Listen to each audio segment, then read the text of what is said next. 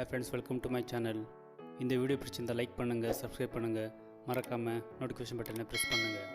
சர்க்கரை நோயாளிகளே, இந்த அறிகுறி தெரியுதா? அப்ப உங்க சிறுநீரகம் ஆபத்தான நிலையில இருக்குன்னு அர்த்தம். சர்க்கரை நோய் என்பது இரத்தத்தில் சர்க்கரையின் அளவு அதிகமாக இருக்கும் நிலையாகும். இந்த சர்க்கரை நோயால் உலகளவில் நிறைய பேர் அவதிப்பட்டு வருகிறார்கள். அதுவும் உலகிலேயே சீனாவிற்கு அடுத்தபடியாக இந்தியாவில்தான் சர்க்கரை நோயாளிகள் அதிகம் உள்ளனர். அதுவும் 77 மில்லியன் மக்கள் சர்க்கரை நோயால் பாதிக்கப்பட்டுள்ளனர். அதோடு நாளுக்கு நாள் சர்க்கரை நோயாளிகளின் எண்ணிக்கையும் அதிகரித்து வருகின்றன. இந்த சர்க்கரை நோயாளிகளை தாக்கும் ஒரு மோசமான பிரச்சனை தான் டயபெட்டிக் நெஃப்ரோபதி என்று அழைக்கப்படும் டயபெட்டிக் சிறுநீரக நோய். இது சர்க்கரை நோயாளிகளை பாதிக்கும் ஒரு ஆபத்தான நாள்பட்ட நிலை.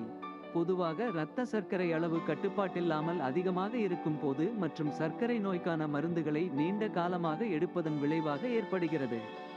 நமது உடலில் உள்ள சிறுநீரகங்கள் உடலில் உள்ள கழிவுப் பொருட்கள் மற்றும் உபரி திரவங்களை வெளியேற்றும் செயல்பாட்டை செய்கின்றன. ஆனால் இந்த டயபெட்டிக் சிறுநீரக நோயினால் வழக்கமான செயல்பாட்டை செய்யும் சிறுநீரகங்களின் திறன் பாதிக்கப்படுகிறது. ஆனால் ஆரோக்கியமான வாழ்க்கை முறை மற்றும் உயர் இரத்த அழுத்தம் மற்றும் சர்க்கரை நோயை திறம்பட கட்டுப்பாட்டில் வைத்துக் கொள்வதன் மூலம் இந்நோயின் அபாயத்தை தடுக்கலாம். சிறுநீரில் புரோட்டீன். டயபெட்டிக் சிறுநீரக நோயின் ஆரம்ப அறிகுறியானது சிறுநீரில் அல்புமின் என்னும் ஒரு வகை புரதம் இருப்பதை கொண்டு வகைப்படுத்தப்படுகிறது. இதை ஒரு சிறுநீர் பரிசோதனையின் மூலம் கண்டறிய முடியும். பொதுவாக சிறுநீரகங்களானது சிறுநீரின் வழியே புரோட்டீனை வெளியேற்றாது. ஆனால் அந்த சிறுநீரில் புரோட்டீன் இருந்தால் சிறுநீரகங்கள் மோசமான நிலையில் உள்ளது என்று அர்த்தம். கால் வீக்கம். பொதுவாக சிறுநீரகங்களினால் உடலிலிருந்து அதிகப்படியான திரவங்களை வெளியேற்ற முடியாத போது நீர்த்தேக்கத்தால் வீக்கம் ஏற்படும். அதுவும் இந்த வீக்கங்களானது பாதங்கள், கணுக்கால் அல்லது கைகளில் ஏற்படும். இப்படி உடலில் திரவங்கள் தேங்கும் போது அதன் விளைவாக உடல் பருமன் அதிகரிக்கும். எனவே சர்க்கரை நோயாளிகள் உடல் வீக்கத்துடன் உடல் எடை அதிகரிப்பையும் சந்தித்தால் சிறுநீரகம் ஆபத்தான நிலையில் உள்ளது என்று அர்த்தம். உடல் களைப்பு அல்லது பலவீனம். டயபெட்டிக் சிறுநீரக நோயாளிகள் பொதுவாக கூறும் ஒரு பிரச்சனை மிகுந்த உடல் சோர்வு அல்லது பலவீனம் ஆகும். பொதுவாக இது இரத்த சோகையால் ஏற்படுகிறது. எப்படியெனில் சிறுநீரகங்களானது எரித்ரோபொய்டின் என்னும் எலும்பு மஜ்ஜையில் இரத்த சிவப்பணுக்களின் உற்பத்தியை தூண்ட உதவும் ஹார்மோன்களை உற்பத்தி செய்வதை நிறுத்துகிறதோ அப்போது இந்த இரத்த சோகை ஏற்படுகிறது. உயர் இரத்த அழுத்தம்.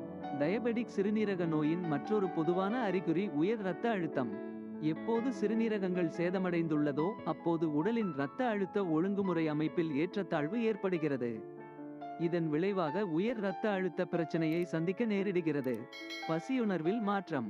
உங்களுக்கு திடீரென்று பசி அதிகமாகவும் சில சமயங்களில் பசி எடுக்காமலும் இருப்பதை உணர்ந்தால் டயபெட்டிக் சிறுநீரக நோய் இருக்க வாய்ப்புள்ளது.